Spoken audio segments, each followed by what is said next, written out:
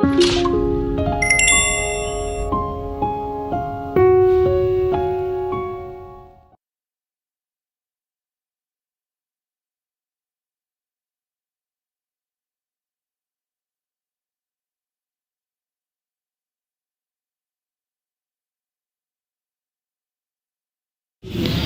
Friends, welcome to my YouTube channel nursing study with Sakshi. आज हम बात करेंगे फीटल डेवलपमेंट के बारे में, जो इस साइकिल से हम आज आपको यहाँ पे एक्सप्लेन करेंगे। यहाँ पे यूट्रस और यूट्रस से अटैच फैलोपियन ट्यूब का यहाँ पे डायग्राम बना हुआ है। ये यूट्रस है और ये यूट्रस से अटैच यहाँ पे फैलोपियन ट्यूब को यहाँ पे डायग्राम में आपको दिख रहा होगा। यहाँ पे ओवरी है और ओवरी में ग्राफियन फॉलिकल जो है, ग्राफियन फॉलिकल से एग जो है वो रिलीज होगा, जिसको सेकेंडरी oocyte बोलते हैं। सेकेंडरी oocyte जो है फिर यहाँ से जब रिलीज होगा, रिलीज होने के बाद में ये फिम्ब्रियाई के थ्रू यहाँ पे यूट्राइन ट्यूब यानी कि फैलोपियन ट्यूब वहाँ पे एंटर करेगा। जैसे कि देखते हैं कि लास्ट वीडियो में मैंने आपको बताया है कि मेंस्ट्रुएशन साइकिल की वीडियो में आपको बताया गया था कि ओवल्यूएशन कब और कैसे होता है। ओवल्यूएशन यानी ओवरी से मैच्योर ग्राफिकन फॉलिकल से सेकेंडरी oocyte का रिलीज होना, और ये कब होता है? 14 डे पर होता है, 14वें दिन होता है, रिलीज होता है। और किसी भी वुमेन की जो साइकिल होती है वो 28 दिन की होती है, तो ये ओवल्यूएशन 14 डे पर होता है। तो 14 डे पर जो ग्राफियन फॉलिकल है उससे सेकेंडरी oocyte जो है वो रिलीज होता है। वो रिलीज होकर सेकेंडरी oocyte यूट्राइन ट्यूब में यहाँ से एंटर करेगा, जैसा कि मैंने आपको यहाँ पे बताया। एंटर करने के बाद में जो ये है, इस पे जो कवर है जो रेड कलर का मैंने मेंशन किया है, ये कवर जो है इसको बोलते हैं जोना पेलिसुडा लेयर। यहाँ पे जब ये जोना पेलिसुडा लेयर इसको कवर करती है, और जोना पेलिसुडा लेयर जो है ये यहाँ पे ग्लाइकोप्रोटीन की लेयर होती है, ग्लाइकोप्रोटीन से बनी होती है।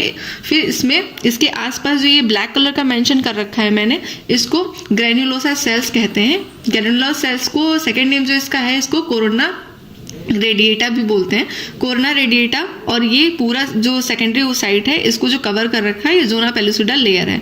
फिर ये यहाँ पे मूव करता हुआ आगे एम्पुला में जाता है, और एम्पुला में यहाँ पे जाके रुक जाता है। 12 से 24 घंटे के लिए यहाँ पे वेट करता है सेकेंडरी oocyte, ताकि यहाँ पे अगर कोई फर्टिलाइजेशन होता है तो फर्टिलाइजेशन से अगर इजैकुलेशन होता है वेजाइना के थ्रू, तो वहाँ पे जो स्पर्म है, स्पर्म वहाँ से जाकर और यहाँ पे सेकेंडरी oocyte के आसपास आ जाता है, फर्टिलाइजेशन का यहाँ पे वेट करता है।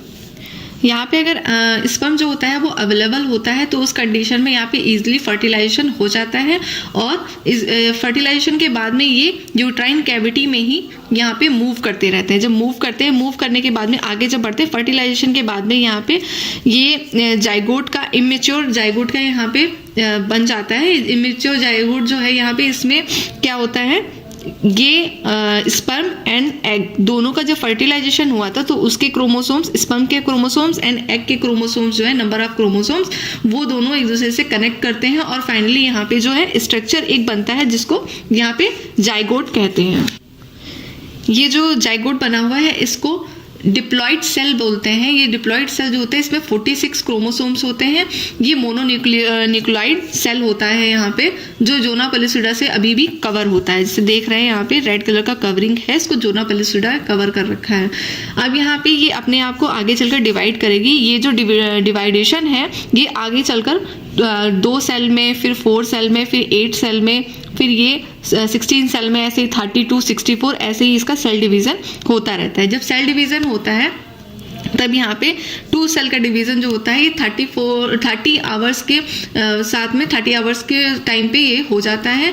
ये जाइगोट फाइनली डिवाइड होकर 2 सेल्स का स्टेजेस बनाता है। 2 सेल के बाद में ये 4 सेल का डिवाइजेशन बनाता है। ये जो 16 सेल का आगे जैसे 2 सेल का हुआ, फिर 4 सेल का हुआ, फिर 8 सेल का हुआ, फिर यहाँ पे 16 सेल का यहाँ पे डिवाइडेशन होता है। 16 सेल का जो डिवाइडेशन होता है ये 96 आवर का होता है। 96 आवर का जो डिवाइडेशन है ये 16 सेल का होता है, जिसको यहाँ पे मैरुला बोला गया है। इसको मैरुला बोलते हैं। ये क्या है, शहतूत के आकार की यहाँ पे आकृति बनाता है।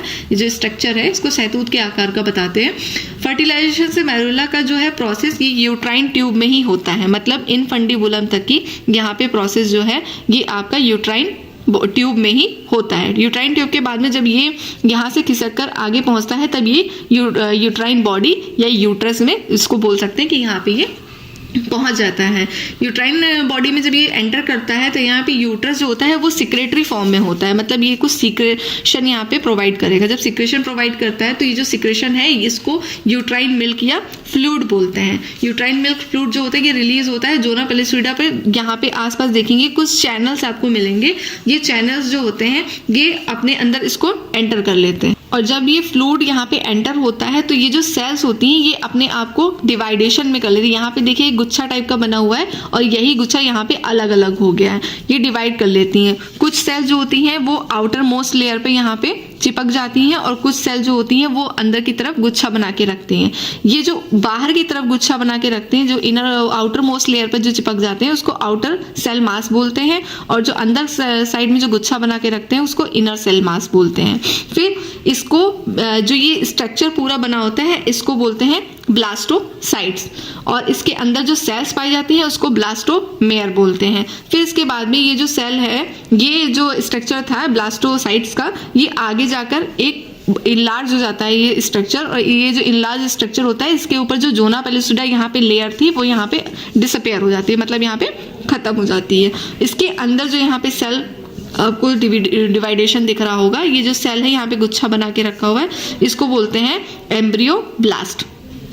अंदर का जो रेड कलर का आपको स्ट्रक्चर देख रहा है, ये जब एक गुच्छा बना लेते हैं सेल का, इसको बोलते हैं एम्ब्रियोब्लास्ट। और यहाँ पे जो ये यूट्रस था, यूट्रस में जो लेयर पाई जाती है उसको एंडोमेट्रियम बोलते हैं। तो लास्ट में आपको यहाँ पे ये चीज़ मिलती है कि जब ये मैच्योर हो जाता है उसके बाद में ये यूट्रस में ही डेवलपमेंट इसका स्टार्ट हो जाता है एम्ब्रियो का, और ये आगे जाके यहाँ पे फीटस बनता है। फीटस में इसके जितने भी ऑर्गन्स होते हैं वो डेवलप होना स्टार्ट हो जाते हैं। ये जो साइकिल है, ये पूरी साइकिल आपका फीटल डेवलपमेंट में हेल्प करेगी।